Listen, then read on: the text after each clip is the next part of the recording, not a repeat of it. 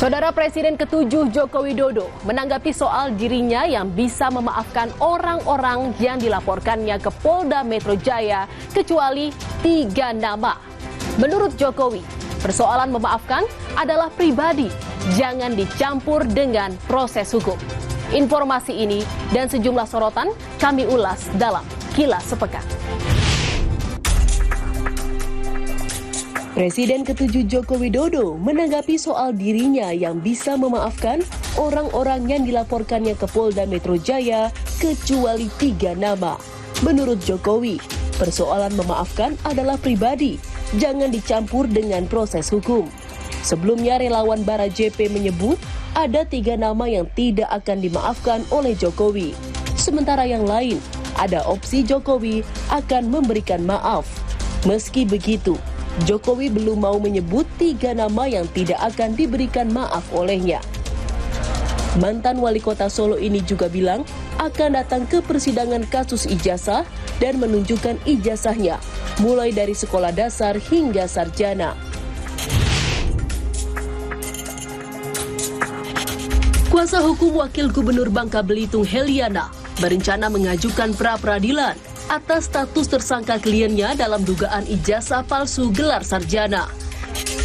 Alasannya, penetapan Heliana sebagai tersangka dinilai janggal karena didasarkan pada pandangan subjektif penyidik. Pengacara Heliana mengaku telah meminta Bareskrim Polri melaksanakan gelar perkara khusus atas perkara tersebut, namun tidak kunjung direspons. Selain mengajukan pra-peradilan, pada awal 2026 mendatang, tim hukum Heliana turut berencana menggugat pihak Universitas Az-Zahra dan pemerintah atas dugaan kelalaian sistem pangkalan data pendidikan tinggi. Pihak Heliana menegaskan punya bukti sebagai lulusan Universitas Az-Zahra mulai dari kartu rencana studi, kartu hasil studi, hingga surat keputusan yudisium. Presiden Prabowo Subianto menghadiri penyerahan hasil sitaan uang negara senilai 6,6 triliun rupiah di Gedung Kejaksaan Agung Jakarta. Uang tersebut merupakan hasil kerja Satuan Tugas Penertiban Kawasan Hutan Satgas PKH bersama Kejaksaan Agung. Uang pecahan Rp100.000 hasil denda dan sitaan itu dipajang setinggi sekitar 1,5 meter memenuhi lobi Gedung Bundar Kejaksaan Agung. Dalam kesempatan yang sama, Presiden Prabowo menyebut dengan uang sebesar 6,6 triliun rupiah bisa membangun hunian tetap pengungsi sebanyak 100.000 rumah. Hal ini dapat membantu setengah dari kebutuhan hunian rumah pengungsi yang mencapai kurang lebih 200.000 rumah. Presiden memerintahkan penegak hukum untuk menindak tegas korupsi dan pencurian kekayaan negara. Menipu dan menggelapkan uang kliennya, seorang bos wedding organizer di Klaten, Jawa Tengah jadi tersangka. Kerugian korban-korbannya mencapai lebih dari 1 miliar rupiah. Tersangka bernama Bangkit Fitra Preskayana, warga desa Kahuman, Kecamatan Ngawen, Klaten, Jawa Tengah. Jabatan tersangka di WO Kembang Jaya adalah wakil direktur. Sebelum ada kejadian penipuan, WO Kembang Jaya Klaten ini sudah cukup terkenal dan banyak orang yang percaya sejak beberapa tahun lalu.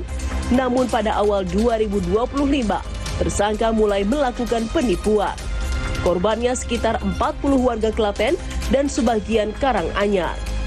Menurut Kasat Reskrim Polres Klaten, AKP Taufik Frida Mustafa, WO Kembang Jaya kerap menawarkan promo diskon dan cicilan untuk menarik klien.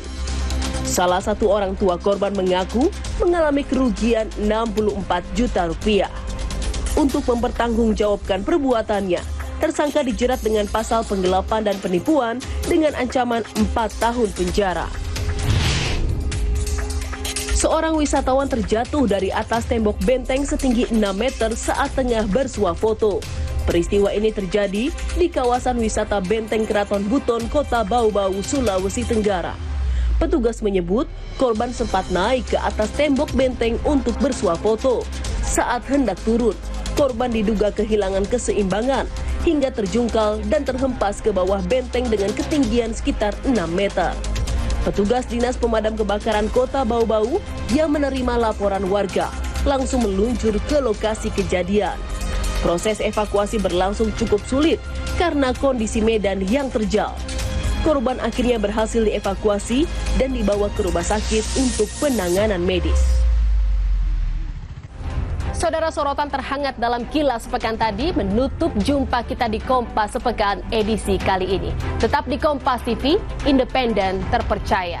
Saya Jihan Novita pamit undur diri. Terima kasih. Sampai jumpa.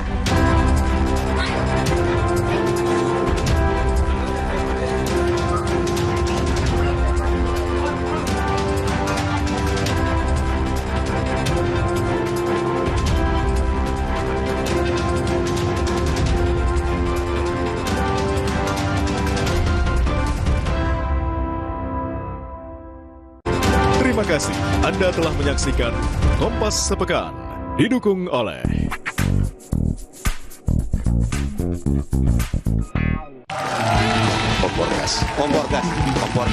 Komporgas. Stand Up Comedy Indonesia Season 12. Segera di Kompas TV. Sesaat lagi Anda akan menyaksikan Kompas Update, didukung oleh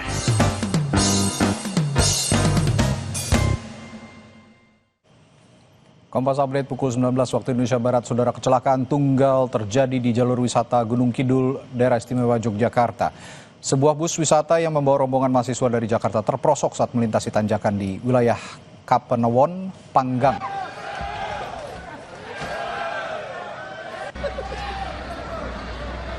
Bus yang mengangkut 21 mahasiswi asal Jakarta ini mengalami kecelakaan saat dalam perjalanan menuju kawasan wisata Pantai Gesing, Kelurahan Girikarto.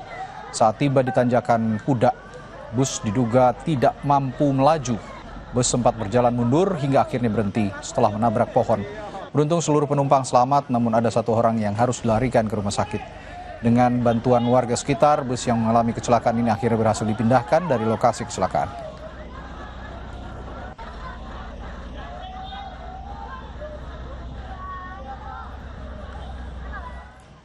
Demikian Kompas Update. Sesaat lagi Anda dapat menyaksikan Sapa Indonesia Malam. Sampai jumpa. Terima kasih Anda telah menyaksikan Kompas Update.